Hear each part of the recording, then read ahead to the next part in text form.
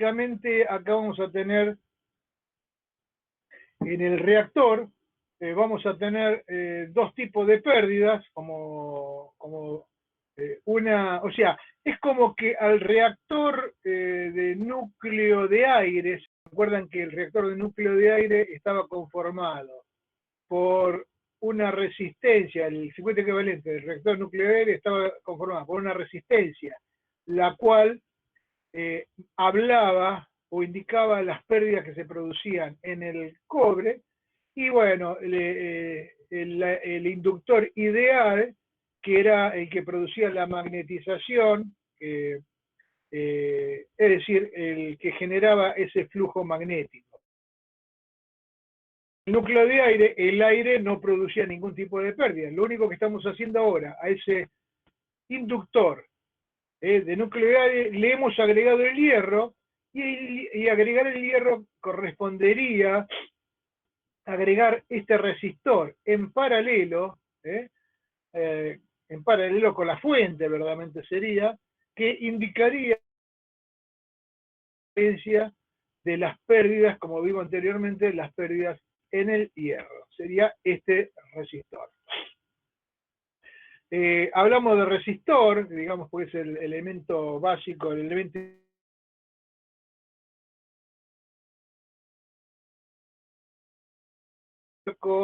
en cuanto a magnitud, le va a convenir trabajar con, con la conductancia, ¿ok?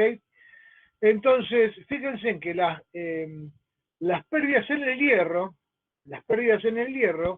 van a estar dadas por el cuadrado sobre la RP al cuadrado. O sea que van a ser aproximadamente proporcionales a la frecuencia al cuadrado y a la inducción al cuadrado. Está bien que en el caso eran proporcionales a la frecuencia y a la B a la N, pero esa N la podíamos tomar aproximadamente como un exponente 2, y la frecuencia no sería de tanta importancia, ya que estamos trabajando frecuencia fija. Acá lo tenemos. Entonces las pérdidas por corriente parásita era una constante de K sub P por la frecuencia al cuadrado por la inducción máxima al cuadrado, mientras que en histéresis era K sub H por la frecuencia al primer exponente, por la inducción a la N, a la inducción máxima a la N, donde N varía entre 1,6 y 2,2, aproximadamente alrededor de 2. Si bien no es F al cuadrado, pero como le decía anteriormente, esa frecuencia al ser fija no trae aparejado mayores inconvenientes. Bueno, todo esto es lo que vimos anteriormente, le voy a recomendar, trabajar en inductancia, trabajar con la conductancia. Entonces ahora el diagrama fasorial me cambia. El diagrama fasorial que teníamos con el inductor de núcleo de aire me va a cambiar al introducirle en su espacio interior el núcleo de hierro. ¿De qué manera? Bueno, fíjense, vamos a tener el flujo va a estar generado siempre por la corriente magnetizante. Esta corriente magnetizante es la misma corriente que teníamos allá en el tiempo y la distancia, la corriente que circulaba por el reactor de núcleo de aire.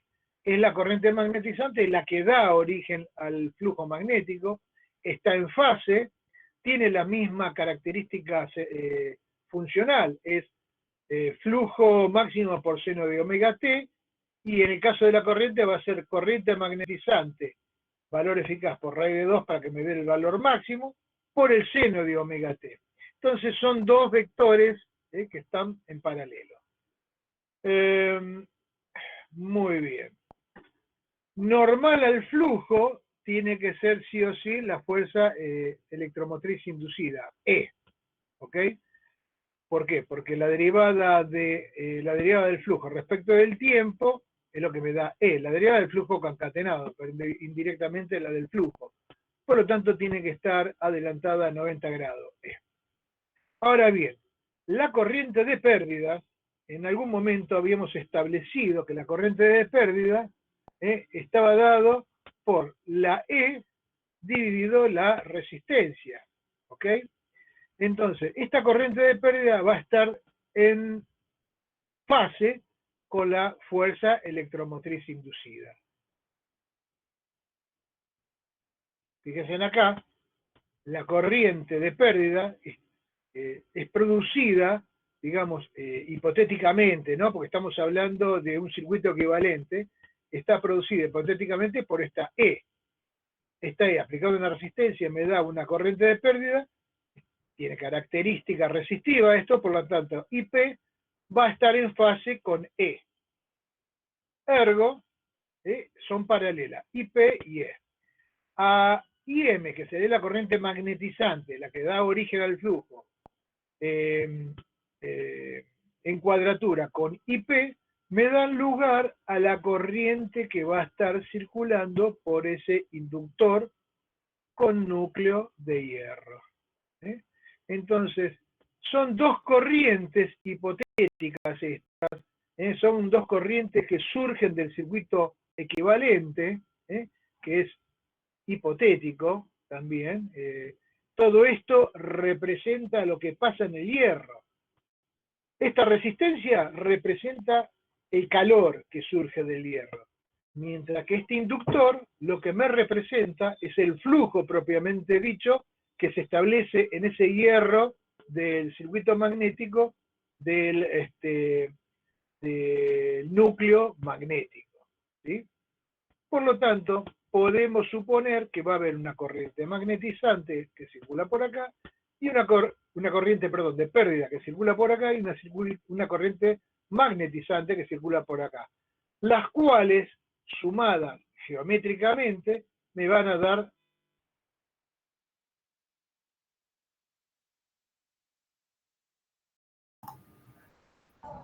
Roberto, se te cortó el micrófono, ¿eh?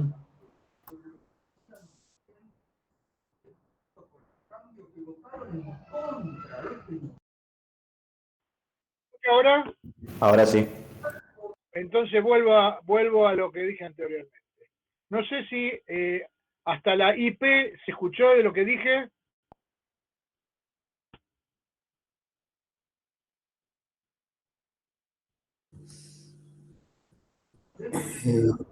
Esta corriente magnetizante está, digamos, está en fase con el flujo. Sí, esta corriente magnetizante está en fase con el flujo porque esta corriente es la que produce el flujo. Por lo tanto, como vimos anteriormente, son dos vectores en paralelo, dos vectores que están en fase, ¿sí? Luego, por la resistencia de pérdida, la corriente esta está dada, digamos, hipotéticamente por la fuerza electromotriz inducida, que aplicada a esta resistencia de pérdida me haría circular esta corriente de pérdida. Ergo, la corriente está en fase con la fuerza electromotriz inducida, aplicada a la resistencia de pérdida.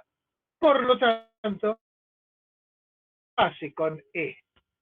Acuérdense que está a 90 grados adelantada del flujo, ya que resulta de la derivada del flujo respecto del tiempo, de la derivada del flujo concatenado, que indirectamente es el flujo en el hierro. Entonces, este ángulo es 90 grados entre E y el flujo. Entre E y la corriente magnetizante es 90 grados, y E con respecto a IP, el ángulo es 0, o sea, están en paralelo, ya que IP se produce hipotéticamente por E, ¿sí? Entonces, en el diagrama fasorial se dibujan en forma paralela. La cuestión es que la suma de IM con IP me va a dar lugar a la corriente circulante por el inductor. Entonces, yo estaba diciendo, esta corriente IP es una corriente hipotética porque realmente yo no la puedo medir, es la corriente equivalente a la que produciría la potencia de pérdidas en el hierro, ya sea por corriente parásita como por histéresis. Esta corriente también no la puedo medir porque, digamos, es la corriente que me estaría dando lugar al flujo magnético. Ninguna de estas dos corrientes son hipotéticas. quiere decir que si estas dos corrientes son hipotéticas, ¿cómo sería esta corriente y la suma de estas dos? ¿Sería hipotética o es una corriente real?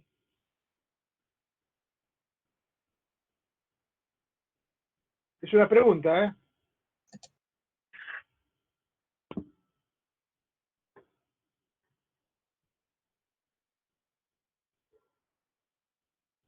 Bueno, Lucas me dice real. A ver quién opina de otra manera.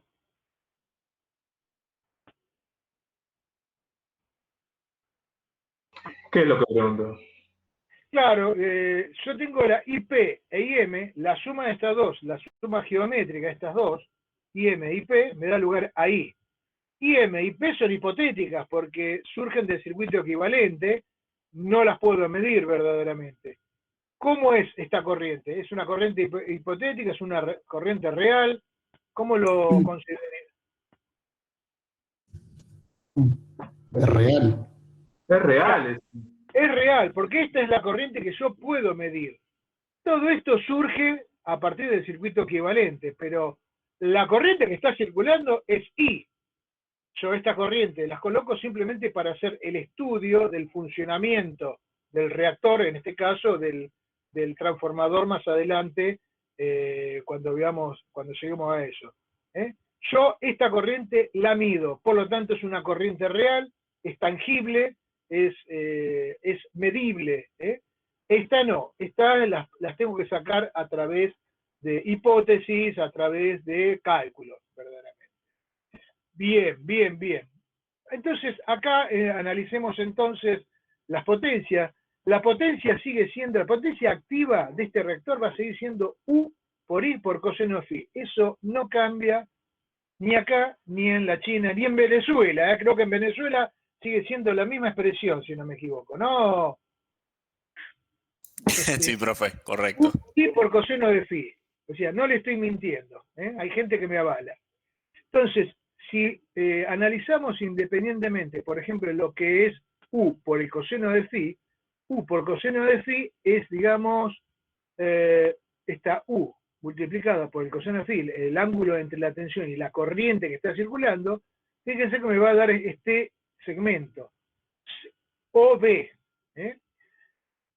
Entonces, este segmento OB sería OA más AB. ¿Dónde? AB, fíjense que es paralelo, no paralelo, sino que es el mismo R por I. El segmento AB se está dado por el segmento R por I, que no es ni más ni menos que la caída de tensión en la resistencia serie, esta resistencia que habíamos analizado acá, R por I. Mientras que OA no es más ni menos que E por el coseno de Xi. Inicialmente sí, se acuerdan que era 90 grados. Acá ya difiere. ¿Por qué? Porque hemos introducido las pérdidas en el hierro. Entonces, U por coseno de phi es E por coseno de Xi más R por I. Que es, a su vez, si a esta expresión, fíjense, a esta expresión la multiplicamos por I, acá me queda U por I coseno de phi va a ser la potencia activa. La potencia activa va a ser E por I, por el coseno de Xi, más R por I cuadrado, donde R por I cuadrado es exactamente igual que habíamos analizado en el reactor de núcleo de aire. La potencia de pérdidas en el cobre. Las pérdidas en el cobre. Mientras que E por I, por el coseno de Xi, ¿qué va a ser? Y lo vamos a analizar ahora. E por I, coseno de Xi, y por coseno de Xi, fíjense, este I por el coseno de este ángulo, me va a dar lo que se denomina la IP, esta corriente. Y por este ángulo, que es Xi, es la corriente de pérdida. Ergo, E por IP no es más ni menos que las pérdidas en el hierro, que es lo que habíamos visto anteriormente acá. E multiplicada por esta corriente me da la potencia disipada por esta resistencia de pérdida. Ven que en el circuito equivalente me cierra todo perfectamente. Es por eso que, bueno, tenemos que elegir el circuito equivalente apropiado para cada caso para poder hacer los análisis correspondientes. ¿Ok? Luego, si analizamos en vez de E por I por el coseno, analizamos E por I por el seno de Xi, va a ser el Q. Entonces, el Q va a ser I por el seno de Xi es la corriente magnetizante. Por lo tanto, la E por la corriente magnetizante es el Q. Fíjense que está justo a 90 grados. ¿Sí? La corriente IM por E me da la potencia reactiva. ¿Sí? ¿Y esta potencia reactiva qué es? Pregunto yo. Dijimos que la potencia activa, P, se dividía en dos, ¿no?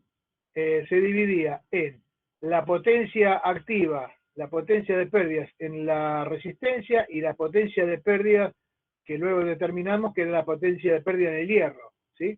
Bueno, ¿qué es este Q? Pregunto yo.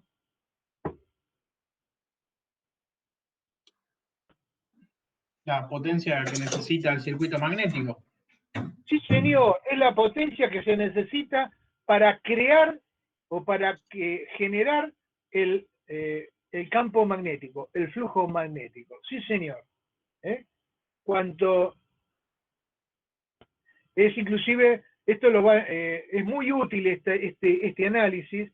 En el transformador es útil, pero mucho más útil lo van a ver el año que viene cuando vean máquinas rotativas de corriente alterna, donde va a ser muy importante en análisis de este Q.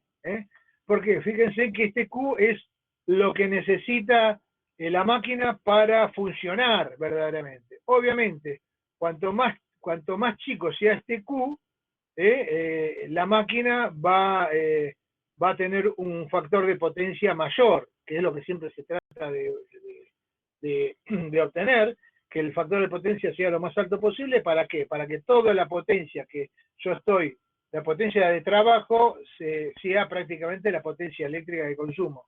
El Q tiene que ser lo menor posible, evidentemente. Y bueno, acá tengo que, finalmente, la corriente de pérdida va a ser la corriente I por el coseno de Xi y la corriente magnetizante I por el seno de Xi. Tal que la suma geométrica de las dos me dé I.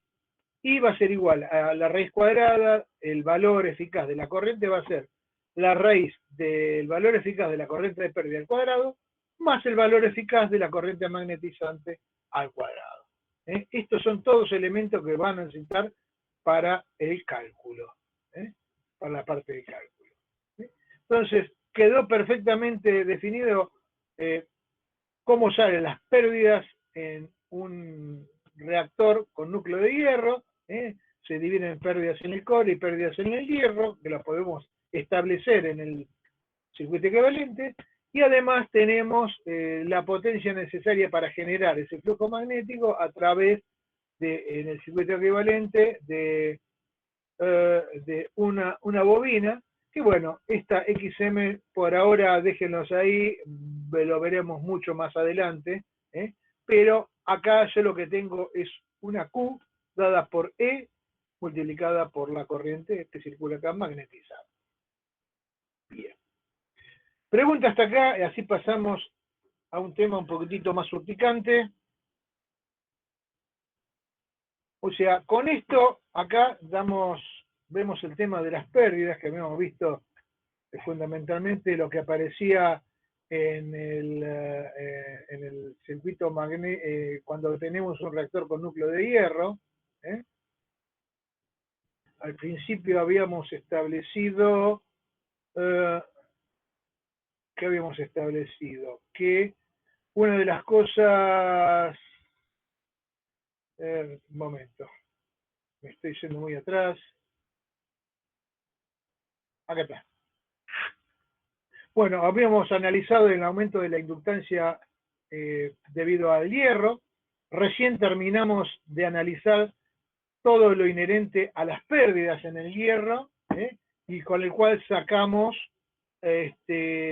hemos sacado el circuito equivalente, ¿sí?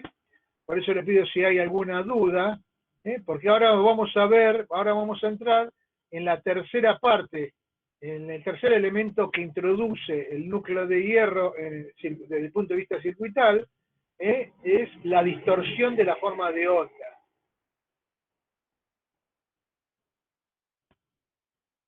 Así que no sé si hasta acá quedó claro todo lo que estuvimos viendo. Si alguien tiene alguna consulta, alguna pregunta, pregunte ahora o lo puede preguntar después, no hay ningún inconveniente. Mejor ahora sería.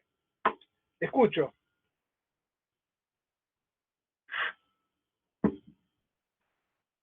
Alejandro Bachur Solari, ¿cómo anda eso? Bien, profe.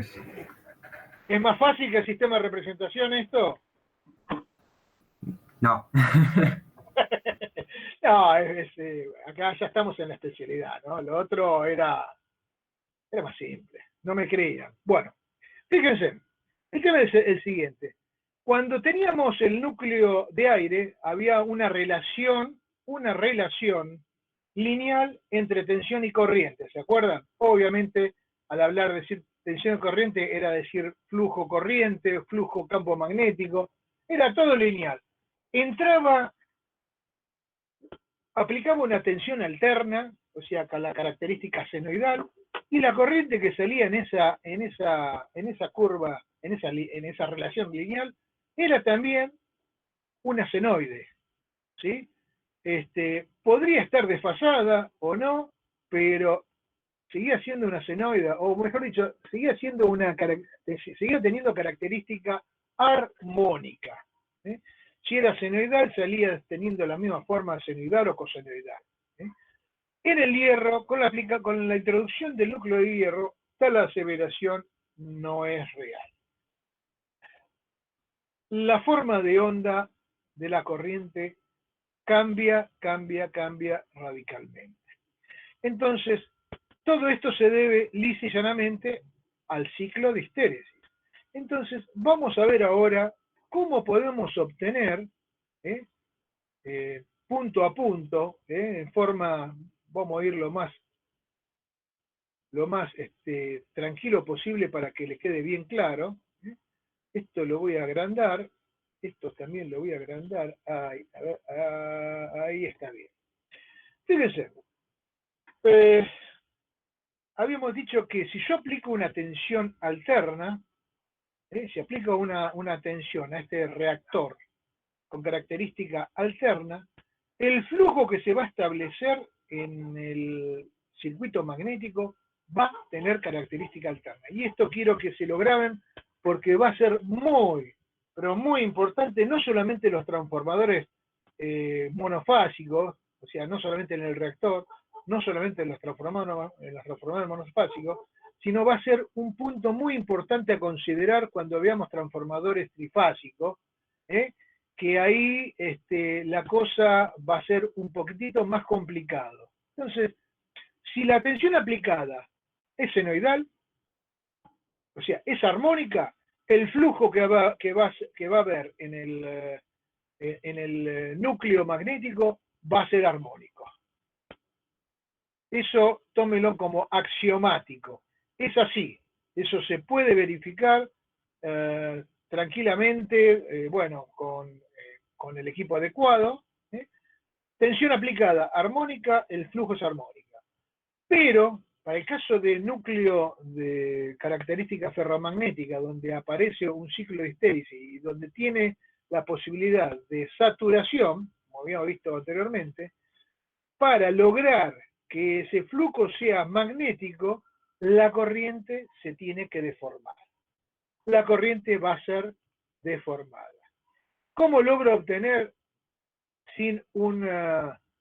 cómo logro ver la forma de onda de esa corriente sin recurrir a un osciloscopio? Bueno, vamos a necesitar una senoide dada por el flujo magnético y vamos a necesitar la característica magnética del material a través de su ciclo de histéresis. Entonces, vamos a establecer puntos determinados, puntos bien característicos del ciclo de histéresis, que ya lo hemos determinado anteriormente. Vieron cuando analizamos la energía específica de ese ciclo de histéresis, habíamos determinado, por ejemplo, bueno, el 1 y el 4. El 1 es donde la corriente magnetizante se anula, el 4 es el valor de flujo máximo, pero también vamos a introducir el punto 2, que es donde justamente el flujo se anula. Si bien tengo corriente magnetizante, el flujo queda en valor 0. ¿Sí? Lo mismo tenemos acá el punto 5, que es el punto de remanencia. ¿Sí? 6 es igual que 2, pero para corriente magnetizante negativa. 8 es el flujo máximo, característica del flujo máximo, negativo. Entonces, vamos a ir parte por parte. Vamos a establecer temporalmente el flujo en función de omega t, o sea, en función de t también, si lo quieren llamar, y partimos del principio, como todas las cosas. El principio está dado por lo que se llama punto 2 acá. O sea, este punto 2 es donde, fíjense, en este punto, ¿cuánto vale el flujo? Según la característica esta, característica senoidal, el flujo vale 0. Entonces, este punto 2 va a corresponder a este punto 2. Fíjense que acá el flujo vale 0. Vale 0. Pero la corriente magnetizante vale 2. Este valor es el que acá llamamos 2,2. Entonces, este valor 2 lo colocamos sobre 2 y me da el valor 2,2. Pregunta, ¿se entendió? O sea, sobre este eje no solamente vamos a medir flujo, sino también vamos a considerar corriente magnetizante. Entonces, al inicio de la característica de flujo, tenemos flujo 0, estamos en este punto, en el 2. Entonces, para este punto 2, la corriente magnetizante es, en este caso 0,2, correspondería acá al valor 2,2. Esta misma distancia la coloco acá con una escala distinta a la de flujo, obviamente, y obtengo lo que sería el punto 2. ¿Alguna duda de cómo logré obtener este valor de corriente magnetizante? Pregunto yo. Queda claro, profe. Bien. Lo mismo vamos a hacer con 3. Fíjense que 3 es un punto en el cual coincide con 5. El flujo 3 va a coincidir con el flujo 5. Entonces, trazamos una línea paralela al eje, de tal manera que tanto 3 como 5 van a tener los mismos valores. Entonces, yo ahora estoy en el punto 3. Este es el valor del flujo, que queda perfectamente definido acá. El valor de la corriente magnetizante para 3 sería la distancia de esta 5,3, que la vuelco y la coloco a partir de 3 acá. Esta distancia, fíjense que justo donde corta el valor de flujo 3,5, que sería el mismo, para ese valor de flujo yo voy a tener este valor de corriente, que no es ni más ni menos que esta. Fíjense que esta distancia la mido en el sentido del eje IM, obviamente. Así que con la escala de corriente, este va a ser el valor de la corriente magnetizante en el punto 3.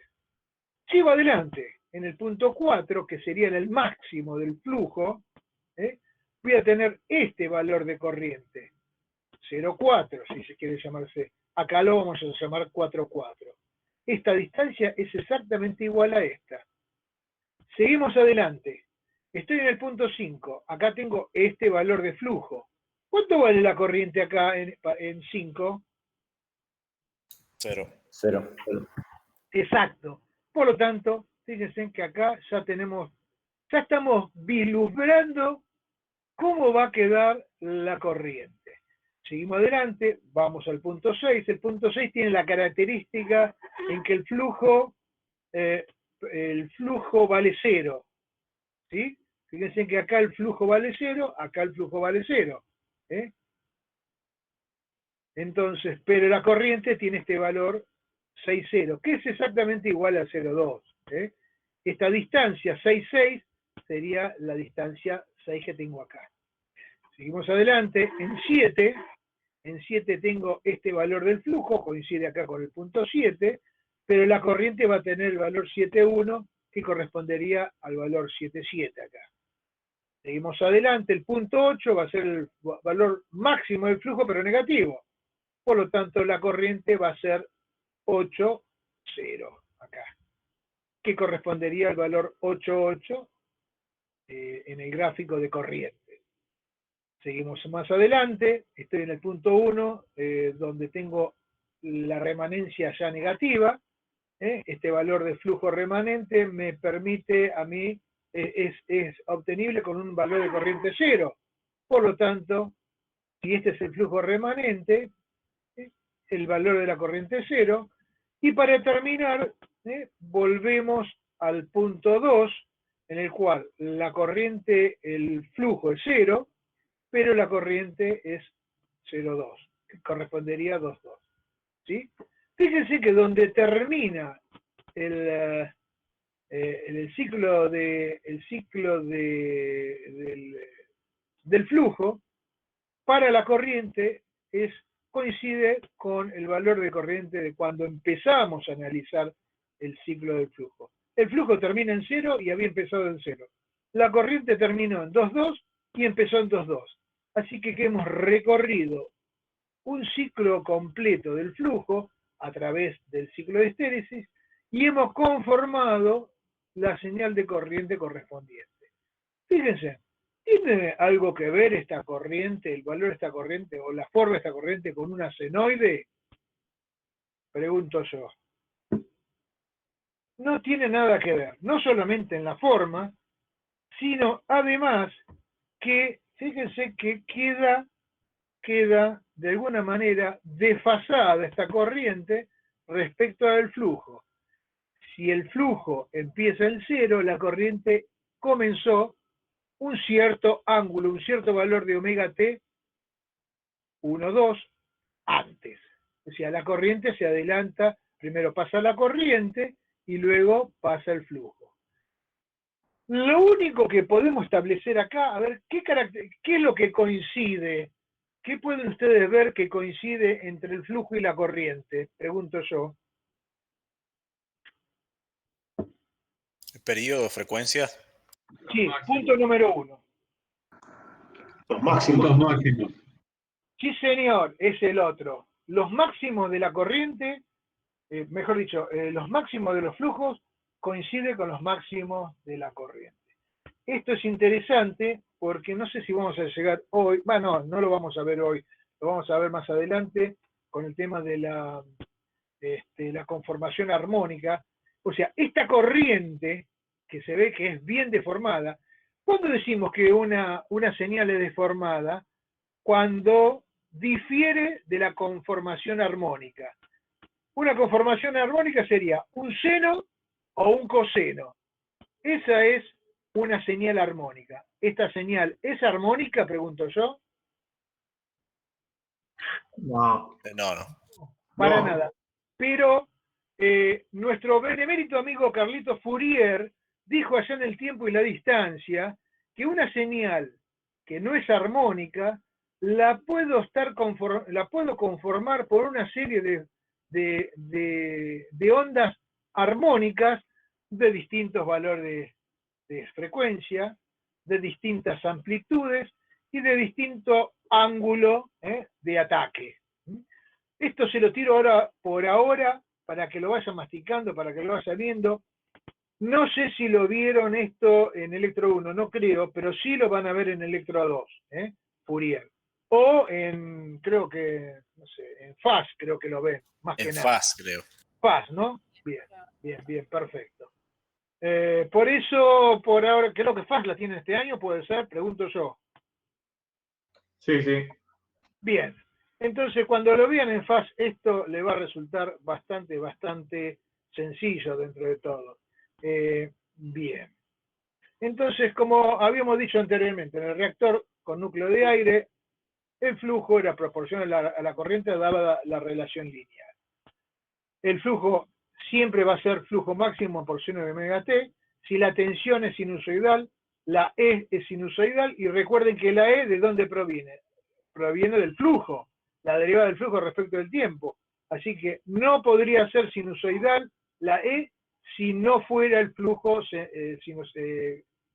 el flujo, perdón, si la, bueno, acá dice sinusoidal. Si la U es sinusoidal, el flujo es cosenoidal, obviamente, y la E volvería a ser sinusoidal, ¿sí? De acuerdo a los criterios que estamos tomando, ¿eh?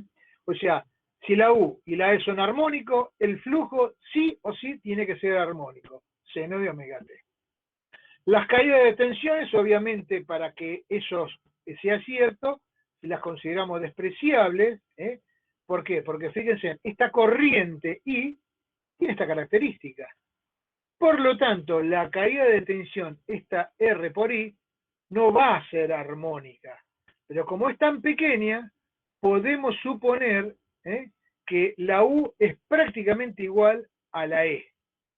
Por lo tanto, digamos, las pequeñas deformaciones que puede tener debido a las caídas de tensiones, las podemos suponer mínimas. Diciendo entonces, haciendo esa hipótesis simplificativa, que la U es aproximadamente la E. Recuerden que estas caídas de tensión están en el orden del 5%, así que no es tan descabellado,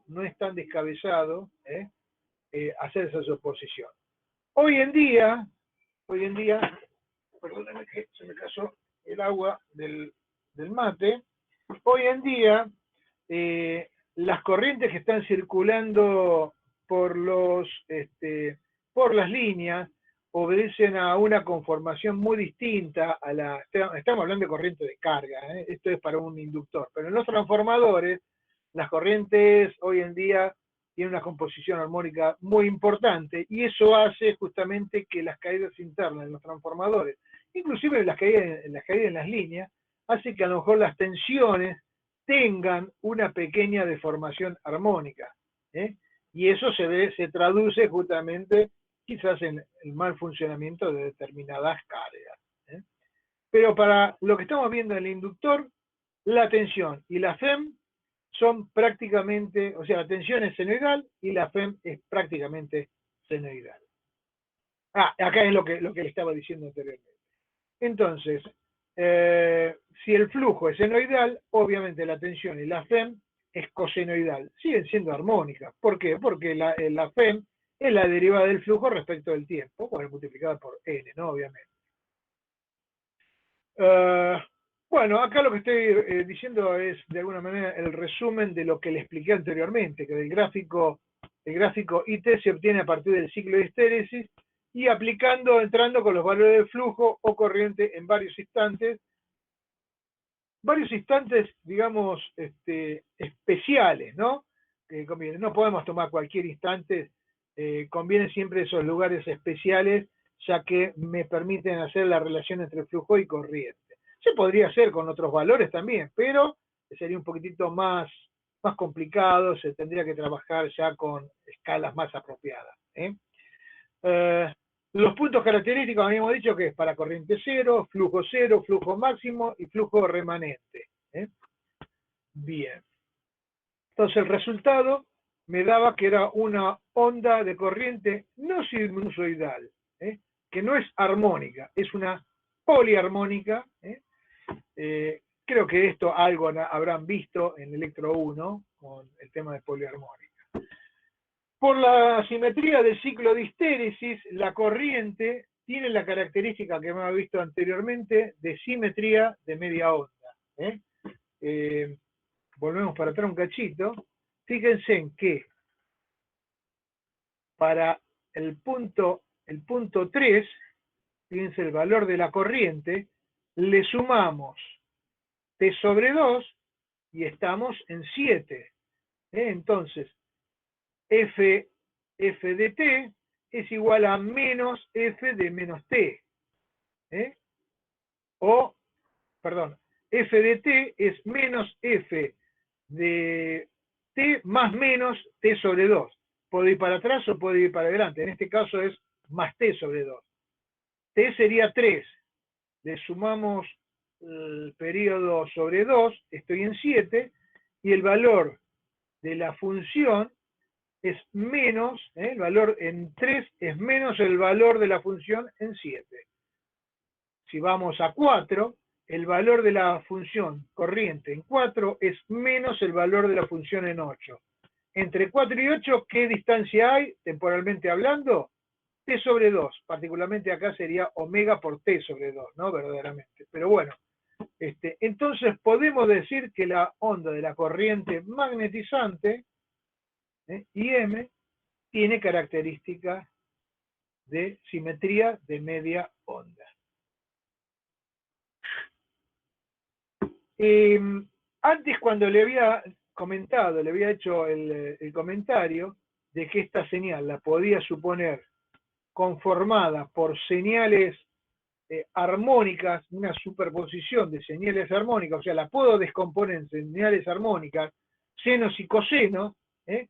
La característica de la simetría de media onda me dice que me permite a mí reducir un poco la conclusión, llegar a una conclusión más compacta, y al tener simetría de media onda, me dice que los armónicos que van a conformar esa señal poliarmónica, las señales armónicas que conforman esta poliarmónica, o sea, los distintos senos y cosenos, van a tener características, van a ser armónicos impares.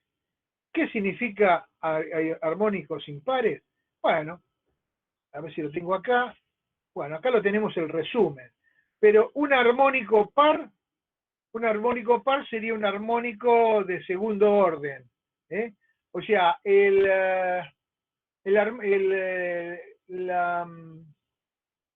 la señal alterna de la tensión aplicada, la de 50 Hz, es un primer armónico. Tiene una frecuencia de 50 Hz. Si yo en ese... A ver. Supongamos que este es la señal, este sería omega t. Esta sería la señal S. S de t o S de omega t. Esto, supónganse que es de 50 Hz. A esto lo llamo primer armónico, entre paréntesis. Si yo tengo una señal del doble de frecuencia, esta señal va a ser de 100 Hz. Lo llamo segundo armónico, porque fíjense, la frecuencia angular de esta señal es el doble del primer armónico. ¿Eso se entiende? Por la duda, si esto no lo llegaron a ver en Electro 1, o por lo menos para refrescarlo. Obviamente, si tengo, vamos a hacerlo con otra característica, a ver, acá tengo un rojo. Si tengo un tercer armónico, en general los armónicos van a ir decreciendo en amplitud a medida que aumenta, ahora como lo van a ver, a medida que aumenta la frecuencia. Puedo tener este armónico, fíjense que de triple frecuencia. Entonces esto va a ser 150 Hz. Es un tercer armónico. No significa que esto esté en la composición armónica de una señal de un inductor, ¿no? Esto es una analogía que le estoy haciendo para que vean un poquitito el tema de los armónicos. Entonces, a medida que aumenta la frecuencia del armónico, aumenta el número del armónico en la misma proporción. Armónico 1, 50 Hz. Armónico, una señal de segundo armónico, 100 Hz. Tercer armónico, 150 Hz. Un quinto armónico va a tener una frecuencia de 250 Hz. Entonces, ahora sí, perdón, ¿alguna duda al respecto de esto? ¿Se entendió? A ver si todavía me quedé sin... Sí, me están escuchando, ¿no? Sí. Sí, profe, ¿puede repetir lo de que contiene armónicos impares? Que había dicho algo del ciclo de histéresis. Que me y eso lo vamos a ver. Ahora vamos a eso. Dale, ahora vamos a eso.